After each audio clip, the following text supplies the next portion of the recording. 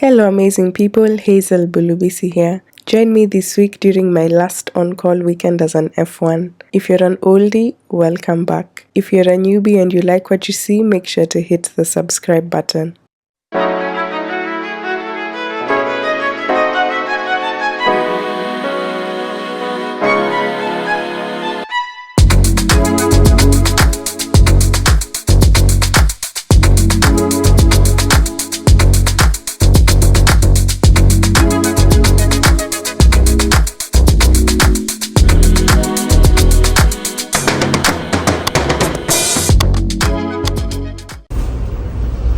What a day. I came in and didn't even know it was a bank holiday, but it's a normal day.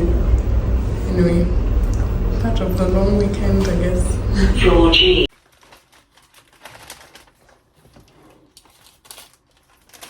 So my day started off with me having to insert a catheter. I wasn't too pleased, as you can tell by my face. And yeah, just having to look for the stuff in the store also wasn't making it any more pleasing. I usually waste so much time inside the stores just trying to find things. I don't know if I'm the only one who struggles with this or there are other people who do the same. But sometimes it can even take me a whole 5 minutes just to find whatever I'm looking for, which kind of wastes time on whatever job you have to get done. Anyway, I was there for a while just trying to find the stuff because this was a new ward. It's not my base ward, so I was trying to figure out where everything was. But I eventually found everything that I needed and went off to start prepping to insert the catheter.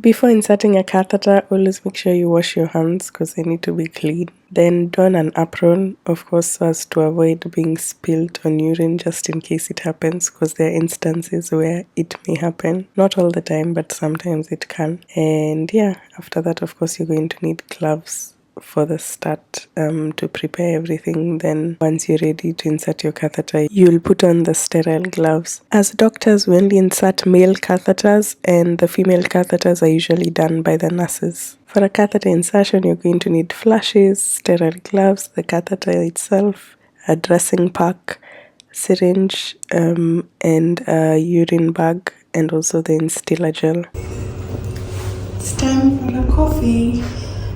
I woke up late today, so I didn't have breakfast, so time to have breakfast. Door A. Doors opening. Hi guys, hope you're doing well. Today is my last on call as an F1. I'm currently in a medical rotation. I'm in renal, which covers both general nephrology and transplant side. It's been nice. I've enjoyed the rotation in terms of seeing just how it works as a unit, because I don't think I'd ever had experience in renal, anything to do with renal basically. So it's nice to have an understanding of dialysis now and also see how transplants are done. I got a chance to actually go and watch a kidney transplant. That was cool. And yeah, so this is my last weekend working with them. Basically, when I'm on call, what happens is I don't only cover renal, I cover all the other medical wards as well. So I have the bleep as usual. I have my bleep where I'm bleeped, and I go depending on what they need me to do. Here's the bleep. So that's what I've done this weekend. It's Easter weekend, so it's not as busy as it usually is, which is okay, I guess, but time moves slower when there's nothing much to be done. Anyway, it's not too bad. Basically what you do is get bleeped and wait. The boiler has decided to make noise. Basically what you do as an F1 on an on-call weekend, you'll get bleeped on whenever they need you. So if there are people being discharged, if there's someone who needs their meds to be amended, if there's like a catheter or bloods to be done, that's what we'd be called for. So we just sit and wait to be called. Different hospitals have different paces. So like this hospital that I'm working in now is not as busy as the one I was working in before. There we didn't really have time to sit down because there were a lot of jobs and it was quite demanding. Yes, we were more, but it was still quite demanding because most of the times you're short staffed. Here it's a bit on the slower pace depending on the weekend. Some weekends are busy as well, but I think if I was to compare the two hospitals, this is a bit on the slower pace, so it's not as bad, it's manageable. So yesterday I didn't get to vlog much, but most of my cases were very simple. There was a few discharges, there was a few bloods.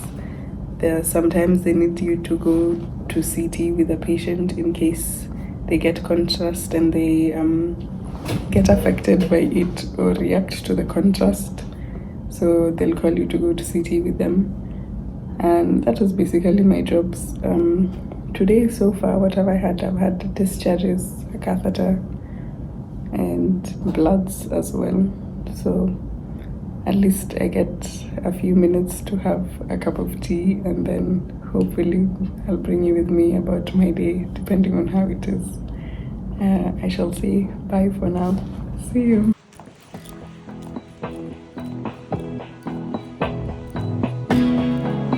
Heading to CT again.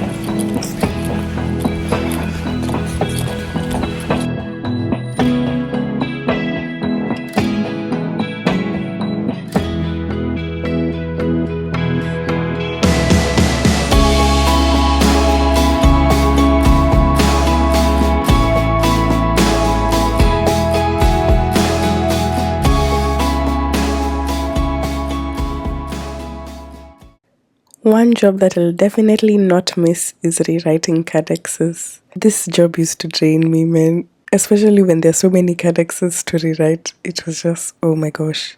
A cadex is basically a patient's drug chart where you write in all the medications they take, and that's what we use to dispense the drugs to them. And don't get me wrong, it's not like I'll never write a cadex again. I will, yes, I'm sure I will along the way. But I just used to hate the fact that it was only an F1 job to rewrite them, and sometimes they'd stack up and become so many, and you have so many to rewrite, and your hand gets tired, and it's just monotonous. Anyway, so I'm glad I won't be called to rewrite a cadex anytime soon. I'll show you here what a cadex looks like. This is the front page of the cadex where you write the patient's details, if they have any allergies, and all the other details. This is what it looks like inside, and there are specific sections where you have to fill in the specific type of medications, if it's IV administered, if it's orally, and so on and so forth.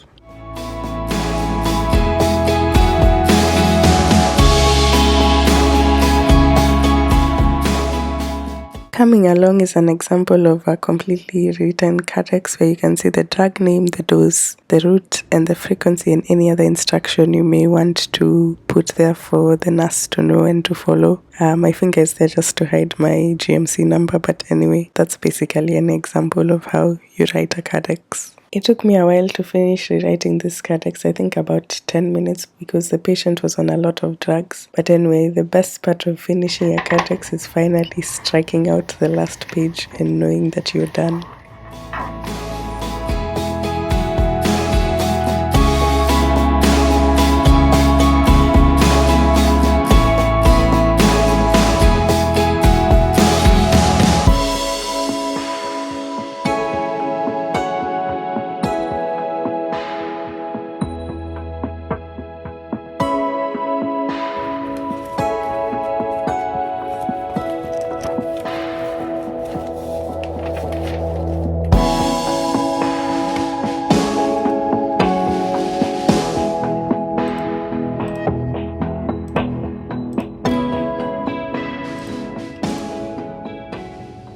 Since it had been a good day and I felt like being nice, I decided to prep a discharge for a patient who was leaving the next day. One thing I learned about this profession is that it's full of admin work. Yes, we get to see patients, but the other half of the time we're busy just typing a lot of stuff, typing a lot of letters, typing a lot of results, all these things. And another thing I learned is that medicine is such a social job. You speak to everyone, you always have to be smiling, always have to be ready to talk all the time. And I don't think these were things that crossed my mind when I was choosing this career, especially being a person who doesn't even like talking that much and very introverted. It's something I find myself struggling with, having to always make small talk with your patients, having to always make small talk with your colleagues. Like there's no time you just have a break to yourself. There's always someone you have to talk to. So that's something I'm really learning to deal with and just take it day by day anyway, and even just learning how to communicate. I think it's really forcing me to learn my communication skills and to improve them.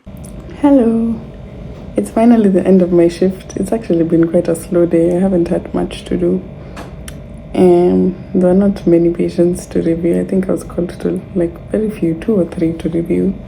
It was just the usual insulins, catexes, discharges, taking patients to CT.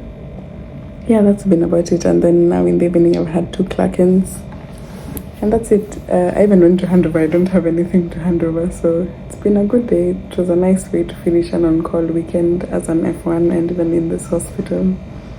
So yeah, I'm feeling a bit nostalgic now that I'm realizing it's coming to an end and I'm actually moving on to the next level.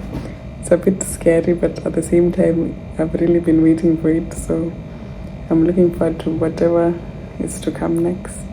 Anyway, yeah, I figured I'd just come here to say bye and finalize the day. That's the end for today. See you next time. Bye.